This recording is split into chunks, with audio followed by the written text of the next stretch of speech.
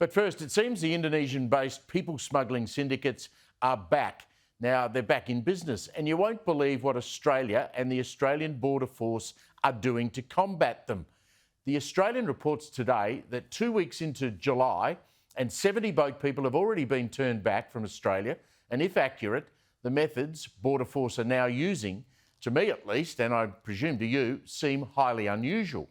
Apparently, when a leaky wooden boat comes sailing over the horizon from Indonesia and is intercepted by our Navy, they are then stopped, forced to remain on their vessel, in this case for up to 18 days at sea, and then it's been reported that these 30 Bangladeshis, and this is who they were, and 8 Rohingya men, were given 2 brand new boats capable of carrying 22 people. Now, presumably their wooden boat is then burnt, as was the case under Peter Dutton's time in charge of Home Affairs, when they were then transferred, the people on the boats, to the island of Nauru. Not now.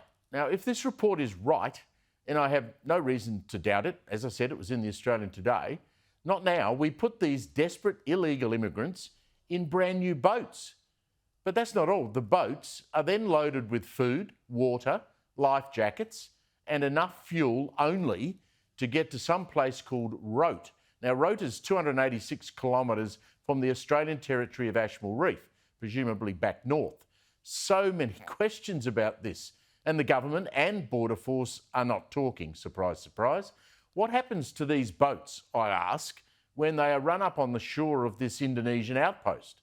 What's to stop them being used to simply turn around, fueled up, and head straight back to Australia?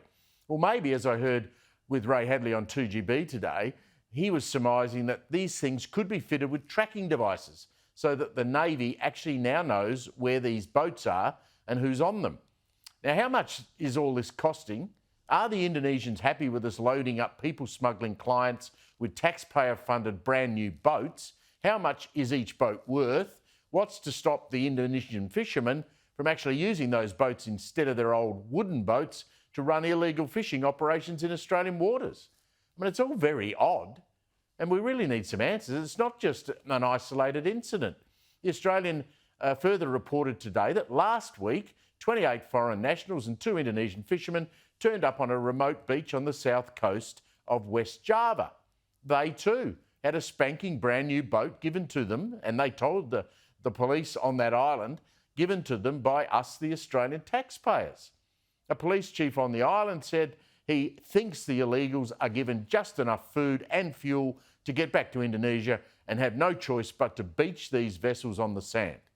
And while this is all happening, we have to remind ourselves the bloke in charge of keeping the borders safe and secure is the hapless Immigration Minister Andrew Giles, who just happens to be a great mate of the Prime Minister, who's still not been sacked. And of course, the equally inept Claire O'Neill is the current Home Affairs Minister. What a pair they are. What a pair. The problem at the moment is the people smugglers have smelt weakness. They know that there is an incompetent immigration minister in place, that they know the Prime Minister is weak because he won't get rid of him or he's waiting to the reshuffle to do it. And so they're going to keep testing the government. And that's why we need the Prime Minister to stand up and say that the borders will not be breached and we will send everyone back, and he should do it today.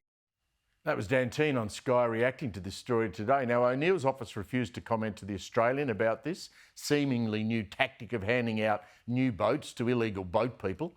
I mentioned deja vu because we all remember during the last years of Labor how the people smuggling numbers absolutely exploded. Now, I look back today on a 2016 media release put out by the then Minister for Home Affairs, Peter Dutton. He was, quite rightly, celebrating 800 days of no boat arrivals in Australia, making the point that under the previous Rudd-Gillard governments, 800 boats arrived, carrying 50,000 illegal immigrants. 1,200 people were estimated to be drowned at sea. We'll never know how many exactly. And there were 8,000 children in detention. It seems those criminal gangs who made a fortune with this insidious trade smell the chance to make money again. Boy, I hope I'm wrong.